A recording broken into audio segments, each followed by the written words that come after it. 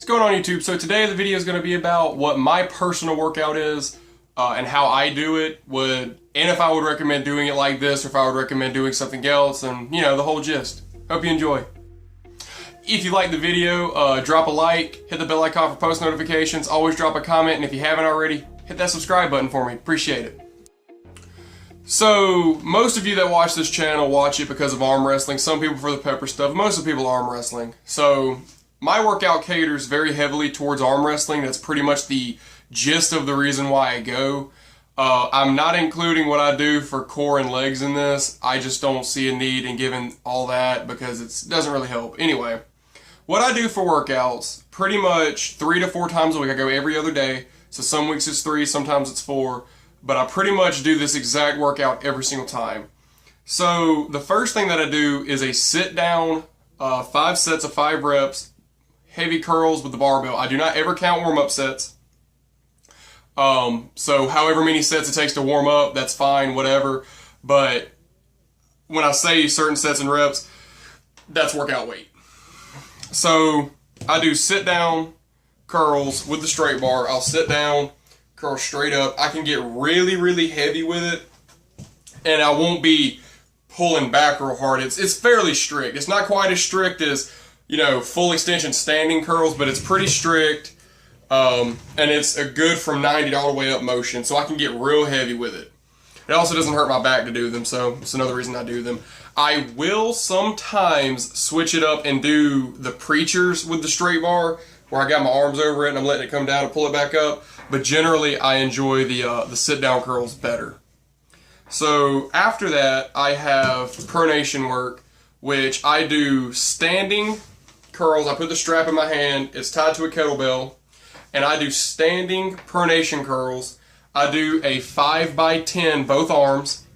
And then after that, I do pronation curls when I'm sitting down. And I have my elbow rested on my leg. And I do 4 sets of 25 with a little bit lower weight. Sometimes I'll do 5 sets of 25. It just depends on how heavy I went with the curls and how I'm feeling that day. But generally, it's a 4x25.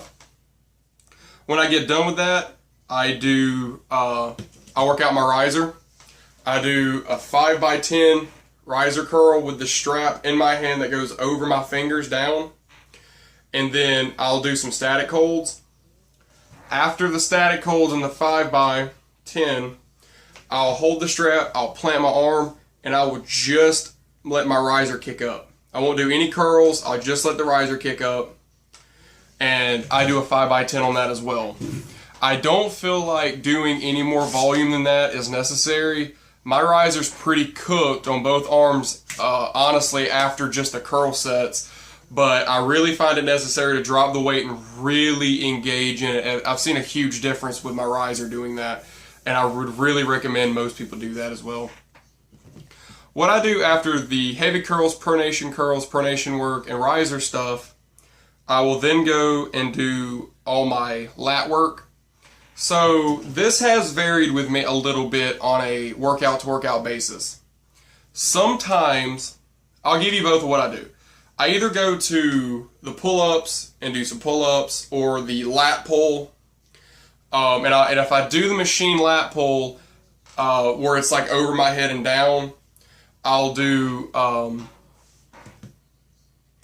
5x10, and I'll progressively go heavier every set.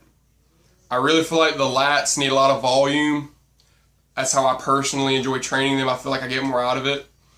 And then I'll do direct forearm work. Now, the reason why I went ahead and jumped to that is because some days I will still do some overhead lat pull, but the primary focus is the row machine, and I do the forearm work on the row machine so I can kind of double it. But I don't do that often, so we're just going to kind of sit that one to a side for a moment. I'll do a 5x10 progressively heavier with the lat pull machine, but what I'll do is I will throw one set in where I do it behind my head and engage my shoulder blades quite a bit. I get a little bit more trap engagement that way, and I feel like it's very necessary to include that. I don't advise doing any direct trap work just because your traps really explode and carry a lot of load anyway, And I feel like if you're doing a really good workout, you don't need much trap work, unless you just want, good traps or big traps or whatever. But I always do one where I let it roll into my shoulder blades when I'm pulling it down. So, and I also do those with the fat grips. So after I do that, I do my supination, I can't really pronounce it. And the best way that I have personally found to do this, because in my mind when you're supinating it's more of a sweep motion anyway, I go to the cable machine that's got the little peg that you can bring the cable up or down.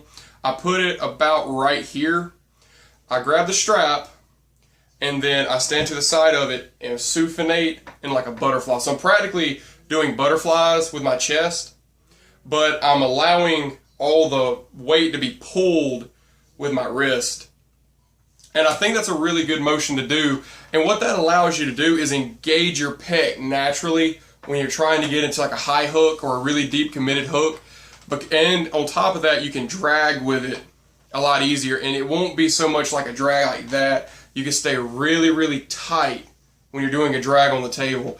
I really feel like people don't use their pecs enough in arm wrestling, and I really don't see why. It's a huge muscle on the body, and you can really utilize it in a lot of moves.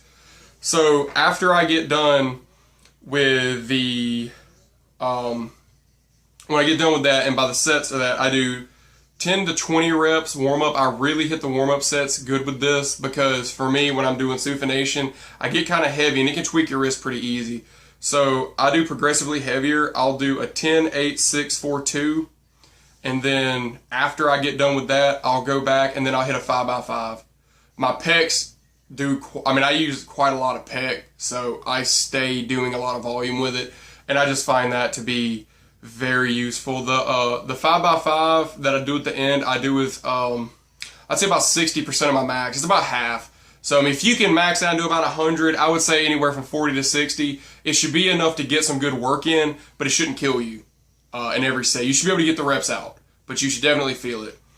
When I get done with that, I'll go to the cable machine, do all my forearm work, or I'll stay at the cable machine. When I do forearm work, I do it two ways. I do standing forearm work while I pull it straight down, and it gives you a good clamp when you're on the table. The second thing I do is on the row machine, where I pull it back. I usually do it one-handed, but I pull it back, and I use the cone, I use the fat grips, I'll use the wrist wrench, I'll use the wrist max. I use a lot of different tools, but the average that I do is a 5x10, and then I'll go heavy when I'm already kind of blowed up for about 3 or 4 sets, and I do that 3 or 4 sets of 5 reps. Sometimes, instead of doing the heavy 4 or 5 reps, I'll go and do the, I'll do low weight, and I'll do 3 or 4 sets of 20 or 3 or 4 or 5 sets of 20, something like that, and get a lot of volume in. It just depends on if I'm feeling like I got a lot more gas in the tank, or if I don't. If I don't, I'll do more volume to get the reps in, but if I really feel good that day, I'll go heavier. I think it's kind of up for debate on the day-to-day thing. You don't want to hurt yourself, but you want to make sure you get the work in. Once I get done with and I also do this in a 5x5, and sometimes I do both. Sometimes I pick one or the other. It just depends on how my body feels. If I really don't feel like I have any lat left, I'll do most of it standing like that. If I feel like I got a good bit of lat left, I'll come in this way. Also, as long as you squeeze your shoulder blades together when you're doing the reps, you also get a little bit more medium trap work in that too, and I find that to be pretty useful, especially when you're doing like any types of low hand drags or anything. You really want to be able to engage as many muscle groups as possible. After I do the wrist work, so at this point we've had biceps, forearms, we've had the pronation, supination, rise, the wrist curling, we've had lats, pecs. Most of your upper body at this point should be feeling pretty good. Some trap work. I do tricep work. I feel like triceps are very necessary in arm wrestling for a lot of reasons. Hook press, flop press. I enjoy the motion as well. I do believe triceps aid in side pressure, depending on the angle you pull side pressure with. So all in all, it's a really good thing to do. Now, in tricep pull downs, I do anywhere from 5 to 10 sets. The reason why it varies is because some days I do 5x5s heavy, and then I'll do a burnout set. Or some days I do a little bit lower weight and I do a 5x10 and then a burnout set. And a burnout set is something super low, 25, 35, maybe 40, but more than likely it's 25 to 30 pounds, sometimes 35 pounds. And I do one set and I burn it completely out. The only thing that I do in between the tricep pull downs is I'll do one set and then I'll pop down, do 10 push-ups, come up to the next set, pop down, do 10 push-ups. And the reason I do that is I really feel like it's necessary to be able to utilize multiple muscle groups at one time.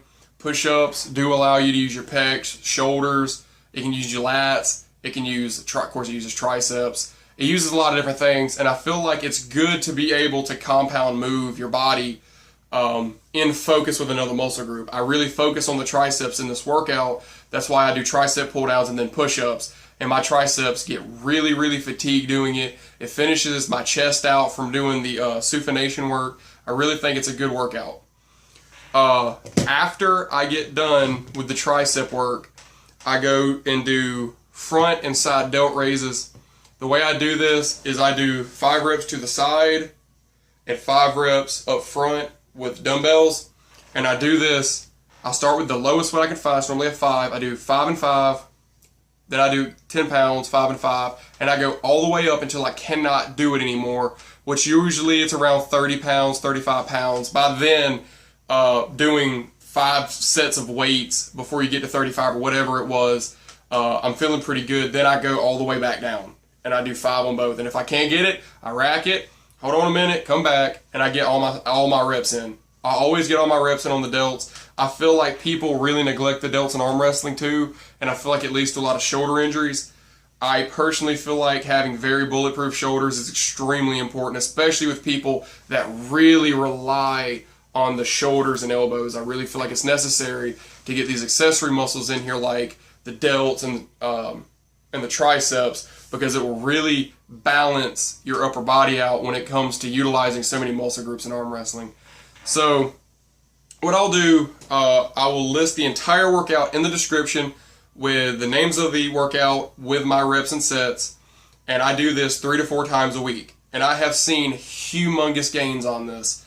Now, would I recommend my particular workout to anybody else that's starting arm wrestling? Absolutely. I don't care what kind of arm wrestler you are. I'm not a one-trick pony. I pull in a few different angles, and I really advise everybody doing this exact type of workout. Now, there may be a few adjustments depending on if you're more of a specialist arm wrestler. If you really enjoy pressing, I would say do some bench somewhere in there as a heavyweight before you went and did the supination butterflies. Or if you are very, very hard on inside pulling, I would say work on supination a little bit more. But all in all, this is a very good platform in my opinion for a workout. And I think just a few minor tweaks for anybody, and you can get a lot out of it. An absolute lot out of it. Now, the only thing I didn't mention, and I didn't mention this is because it's not consistent with me, I do grip work, grippers, and I also do pinch blocks. I do these once a week. I have no idea which day it's going to be. Some days it's after workout, some days it's on a rest day. But nothing that I do really digs in the fingertips that much other than the wrist stuff. But I set it pretty deep in my hand so I can get more wrist curling and not more finger.